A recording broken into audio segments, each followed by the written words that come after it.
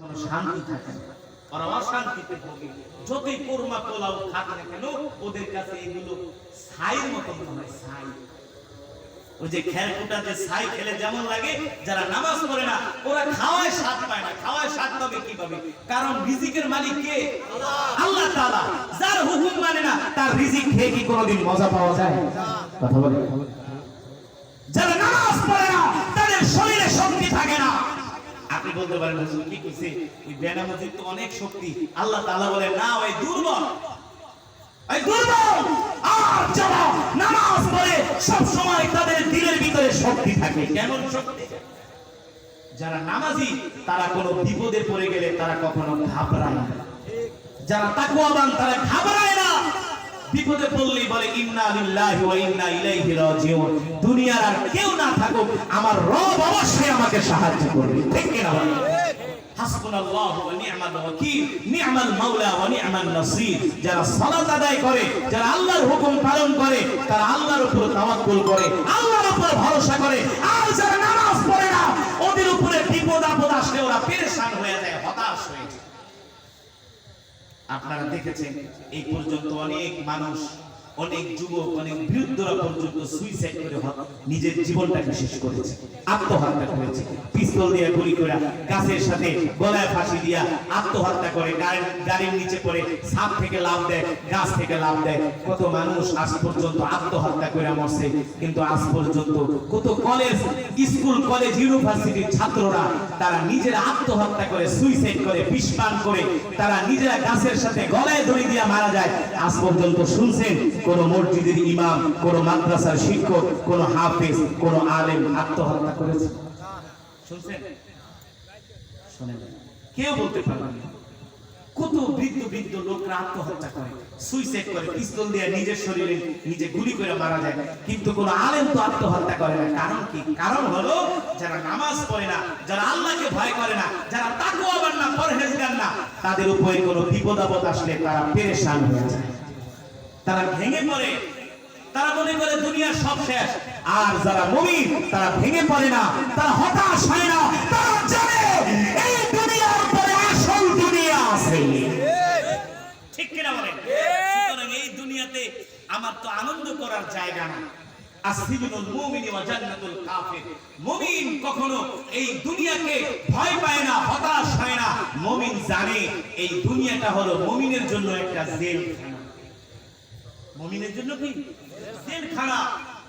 আর কাফেরদের জন্য হলো এই দুনিয়াটা হলো জান্নাত। আর হাসরের ময়দান, পরকাল হবে মুমিনের জন্য জান্নাত আর কাফেরদের জন্য জেলখানা। ঠিক কি না বলেন?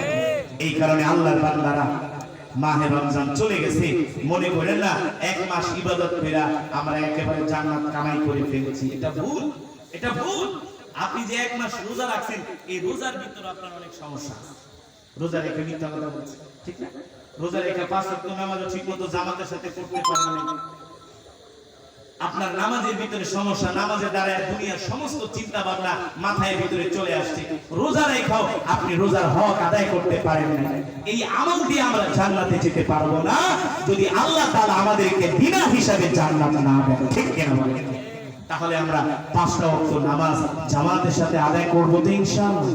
কে কে পাঁচ ওয়াক্ত সালাত একেবারে জামাতের সাথে আদায় করবেন? হাত উঠে আল্লাহকে দেখায় দেন, হাত সোজা করেন, লিল্লাহি তাকবীর।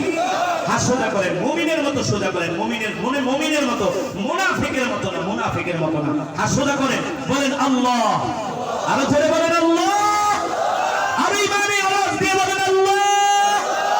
ওয়াদা করলাম আর কোনদিন নামাজ ছেড়ে দিব না, নামাজ ছেড়ে দিব না। পাঁচ ওয়াক্ত নামাজ জামাতের সাথে আদায় করব ইনশাআল্লাহ। কবুল করুন, আমিন। হাত নামান। পাঁচ ওয়াক্ত নামাজ পড়বেন তো? নিজেও পড়বেন, সন্তানদেরকেও হাত ধরে ধরে মসজিদে নিয়ে যাবেন।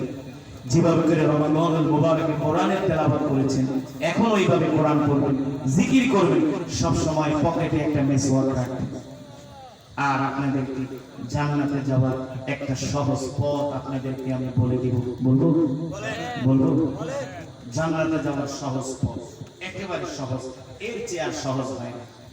সব সময় পকেটে একটা মেসওয়াক রাখবেন, পাঁচ ওয়াক্ত সালাত জামাতের সাথে পড়বেন, আর বেশি বেশি দুরূদ শরীফ আর ইস্তিগফারের আমল করবে।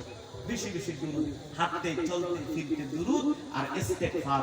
আস্তাগফিরুল্লাহ ওয়া আতুবু ইলাইহি, আস্তাগফিরুল্লাহাল্লাযী লা ইলাহা ইল্লা হুয়াল হাইয়ুল কাইয়্যুম ওয়া আতুবু ইলাইহি, লা হাওলা ওয়া লা কুওয়াতা ইল্লা বিল্লাহিল আলিয়্যিল আযীম।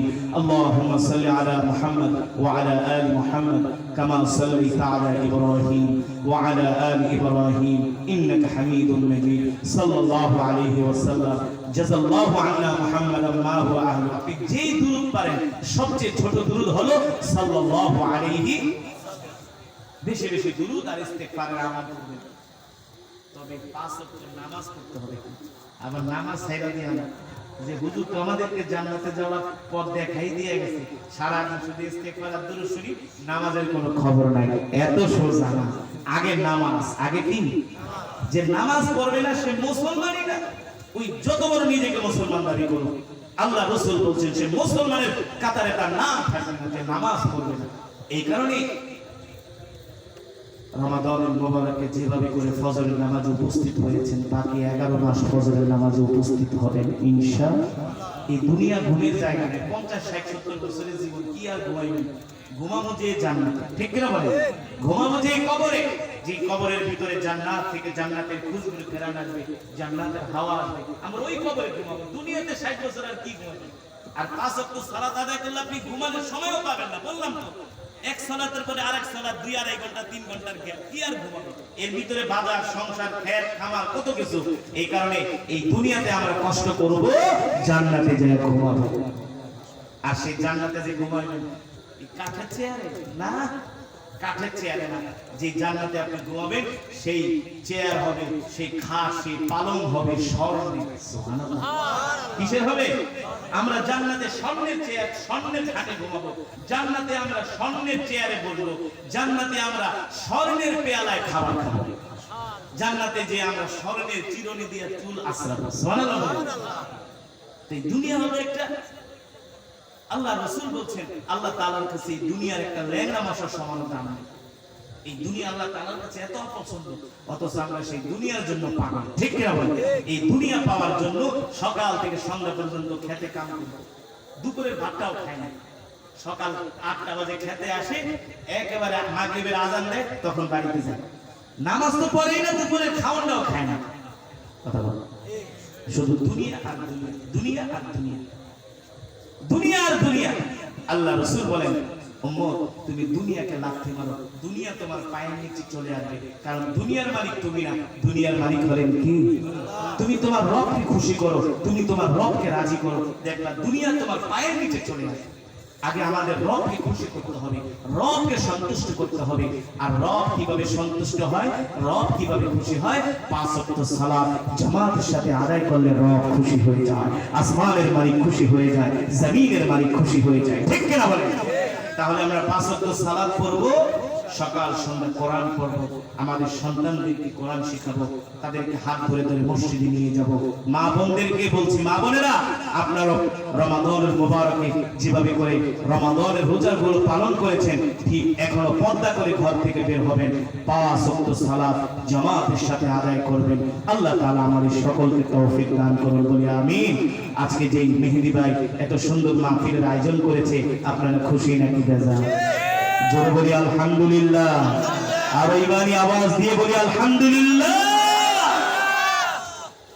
পাশাপাশি দুইটা মাহফিল, পাশাপাশি এই যে মাইকের আওয়াজ পাওয়া যাচ্ছে, তারপরও নদীর ওই পারে, তারপর আপনারা অনেক মহব্বতের সাথে এই কোরআনের মাহফিলে আসছেন, সূরাতুর রহমানের তেলাওয়াত শুনছেন। আমি যে সূরাটা তেলাওয়াত করলাম সূরাতুর রহমান, আল্লাহ তাআলা স্বয়ং তার কুদরতি জবান দিয়া জান্নাতীদেরকে এই সূরাতুর রহমানের তেলাওয়াত শুনবেন। আল্লাহ তাআলা সেই দিন আমাদেরকে ওই জান্নাতে যাওয়ার জন্য কবুল করুন, বলি আমিন। ওই জান্নাতের মেহমান হিসাবে কবুল করুন, বলি আমিন। মেহেদী ভাই আজকে যেই অনেক মেহনত করে কষ্ট করে আপনাদেরকে কোরআন শোনানোর জন্য, কোরআনের কথা শোনানোর জন্য আজকের এই মাহফিলের আয়োজন করছে, আপনারা খুশি হয়েছেন? খুশি হয়েছেন না?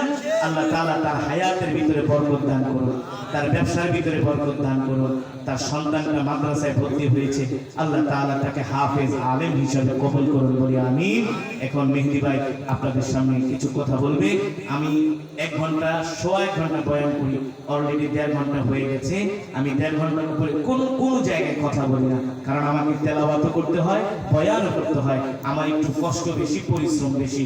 তো আমরা 1.5 ঘন্টা বয়ান শুনেছি, আমরা মোনাজাত দিয়ে বাড়িতে যাবো ইনশাআল্লাহ। মোনাজাত না করে যাব না, রাজি আছেন ইনশাআল্লাহ? বসেন, আমরা এখনই মোনাজাত দিব, মোনাজাত দিয়ে দোয়া করে বাড়িতে